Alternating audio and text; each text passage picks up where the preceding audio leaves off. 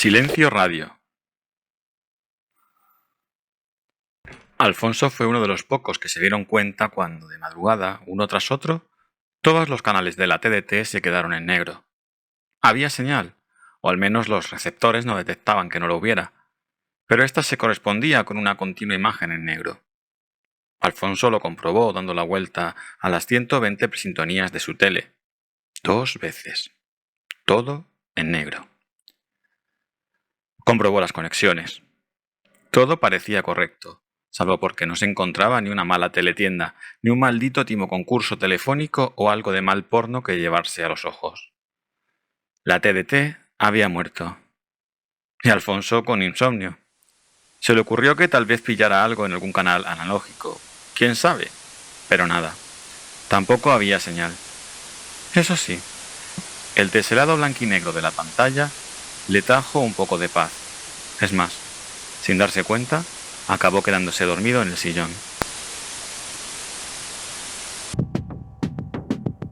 Jacinto no se lo creyó hasta que bajó a pie de la máquina y vio con sus propios ojos que de la rotativa solo salían líneas y rectángulos negros donde debía haber texto y fotografías, así fueran a color. Inexplicable. Revisó, como ya habían hecho antes los operarios y jefes, cada uno de los pasos del proceso de impresión. Pero nada. Ni a la máxima autoridad despierta del polígono quisieron hacer caso a las jodidas máquinas. Se despertó a varios informáticos que echaron la culpa a las impresoras y a varios técnicos que aseguraban que el fallo estaba en lo que llegaba de los ordenadores. Sea como fuere, se acercaba la hora límite, los repartidores llevaban ya tiempo esperando.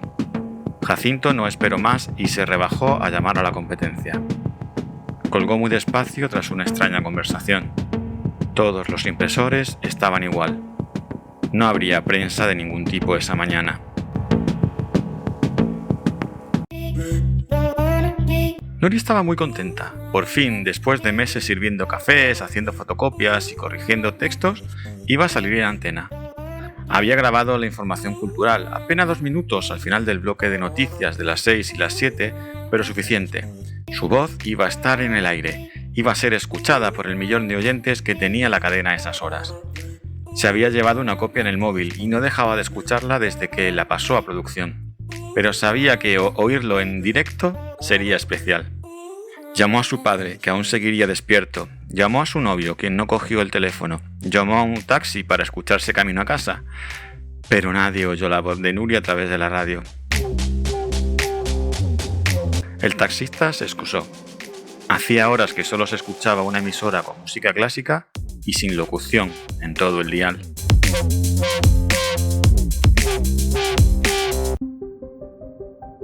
El caso de la web, que no es lo mismo que Internet ni lo mismo que la red, como Candela se aburría de explicar, fue distinto. Tras apagar el despertador antes de que sonara y mientras se dirigía al baño, pudo comprobar que ciertas páginas no se cargaban, y otras sí. Error. Todas las páginas se cargaban en sus correspondientes pestañas, pero el contenido de unas era el correcto, mientras que otras permanecían en blanco. Pulsó la cápsula de ristreto en la cafetera mientras se reiniciaban las conexiones de sus páginas habituales. El mismo resultado. Las redes sociales, foros, chats y la mayoría de blogs funcionaban sin problema, mientras que la prensa digital, portales de agencias de noticias y otras estaban en blanco. Lanzó varios pings a los servidores. Todo correcto, pero sin información en los navegadores. Su web sí funcionaba, con 500 usuarios activos. Un alivio. Aunque entrando en detalle, había desaparecido el texto de algunos artículos en los que se le veía más el plumero, y varios comentarios se habían convertido en texto sin sentido. Candela puso sus bots a trabajar.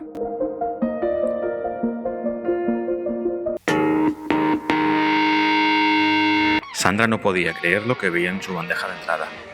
Apenas eran las 8 y ya había más de 200 correos electrónicos. Y no parecían spam. El contestador de la centralita también estaba saturado. Tomó aire antes de comprobar el móvil de empresa. El mismo panorama. Mensajes, llamadas, correos. Todos pedían lo mismo. Una explicación para la publicidad que se había pagado y nos estaba mostrando. En ningún medio. Ni anuncios en televisión, ni cuñas de radio, ni banners en internet. Hasta los carteles en autobuses y vallas habían desaparecido. O se habían convertido en manchas de color más o menos artísticas según las fotografías adjuntas. pero sin valor publicitario alguno. Las cantidades de dinero que se reclamaban eran ruinosas. Había que buscar cabezas de turco. Sandra permaneció tranquila y comenzó a escribir circulares. La suya no iba a caer por un error de otros.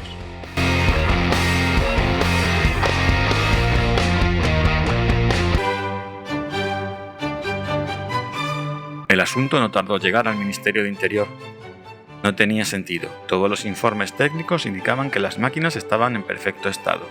Incluso las pruebas con nuevo material. Nada. No había forma de emitir por televisión. En la radio solo la música anterior al siglo XIX pasaba el filtro. De las imprentas no había forma de sacar publicidad o noticias. Es más, lo ya impreso comenzó a degradarse. Internet se había visto reducido al caos de las redes sociales, foros y blogs sin administración. El ministro de Interior lo vio claro. Se trataba de un ataque.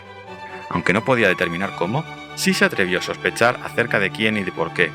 Los ciberactivistas por fin se habían decidido a hacer algo digno de su nombre. Llamó al presidente y entre ambos convinieron activar el gabinete de crisis. Lamentablemente se vieron con el problema de comunicárselo al pueblo. Aquello parecía una broma, pero no quedó otra. Se movilizó al ejército y policía. Un reducido grupo trataba de averiguar algo. El resto se convirtió en pregoneros que llevarían, a voz en grito, los megáfonos tampoco funcionaban, las resoluciones gubernamentales plaza a plaza, en cada ciudad y pueblo.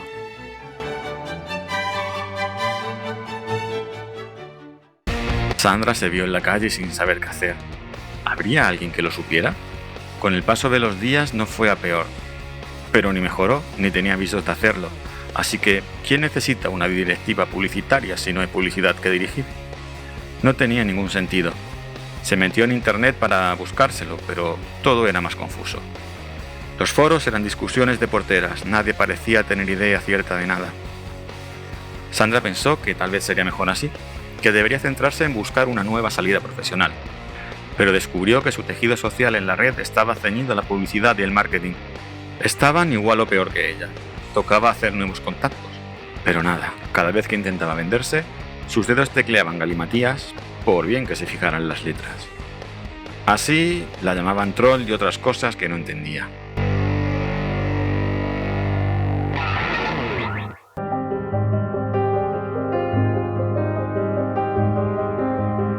Una cosa estaba clara. La red se había rebelado contra aquellos que querían hacer de ella un instrumento de información parcial o publicitario. Candela sabía que detrás de aquello debía haber alguien.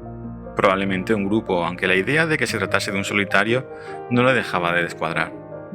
Sea como fuere, había un genio detrás de todo esto, un genio invisible que había realizado la mayor proeza en análisis semántico de todos los tiempos. Porque sus bots le decían que la información estaba en los servidores, pero que llegado el momento de ser mostrada desaparecía. Y no se habían infectado todos los navegadores del mundo, a menos los suyos estaban limpios. Lo sabía. Candela había revisado el código que ella había escrito personalmente línea a línea. Un genio. El que hubiera hecho esto era un genio. Y ella llamaría su atención como fuera.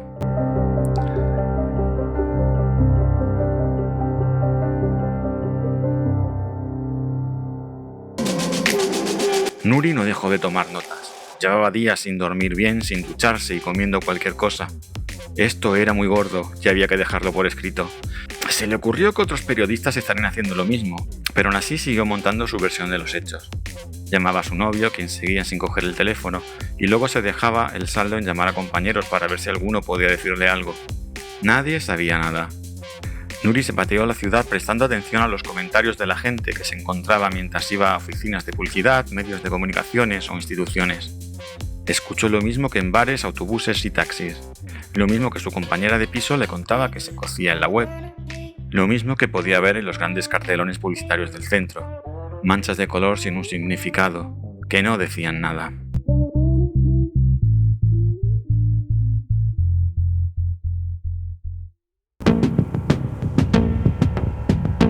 Jacinto se marchó por fin aquella primera mañana a su casa.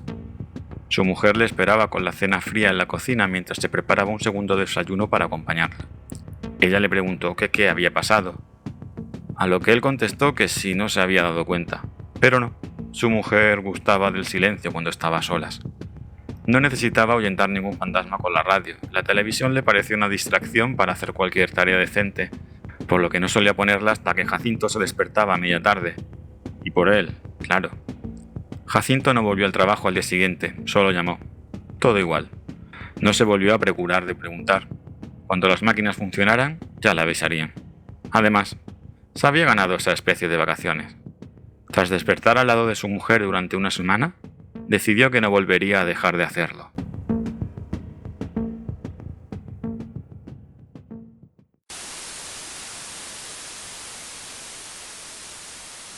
Alfonso no lo relacionó, pero desde aquella madrugada no había vuelto a tener problemas para conciliar el sueño y despertarse fresco cada nuevo amanecer.